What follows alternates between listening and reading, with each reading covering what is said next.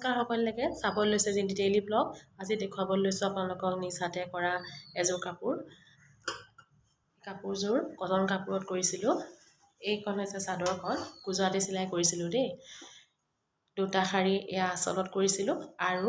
সাইডটোত এনেকৈ এপাহ এপাহ কৰি দিছিলোঁ কাপোৰযোৰ কৰা দিন হ'ল কিন্তু এতিয়া যেহেতু গৰম দিন পৰিছে কটনৰ কাপোৰ সেইকাৰণে আকৌ উলিয়াই লৈছোঁ এয়া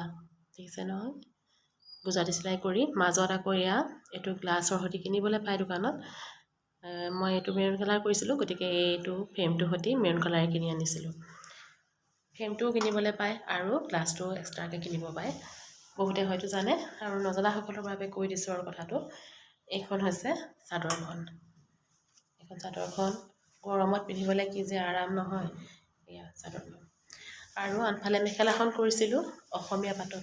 অসমীয়া পাটৰ মেখেলা বহুতে হয়তো চিনি পায় বহুতে চিনি নাপায় কিন্তু এখন অসমীয়া পাটৰ মেখেলা হয় আৰু ইয়াত মই এনেদৰে কৰি লৈছিলোঁ মেখেলাখনতো এয়া তিনিটা শাৰী দিছিলোঁ এটা দুটা তিনিটা এয়া শাৰী দিছিলোঁ দেখিছে নহয় এখন মেখেলাখন আৰু তলটোত এয়া এনেদৰে কৰি দিছিলোঁ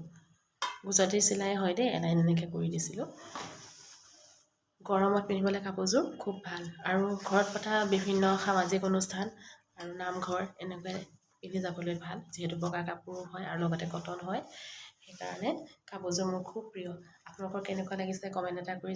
জনাবচোন আৰু আপোনালোকে যদি মোৰ চেনেলটো চাই ভাল পাইছে তেতিয়াহ'লে ছাবস্ক্ৰাইব কৰিবলৈ নাপাহৰিব আৰু লাইক কৰিবলৈও নাপাহৰিব লগতে কমেণ্টটো দিব কাপোৰযোৰ কেনেকুৱা পাইছে আজিলৈ আহিছোঁ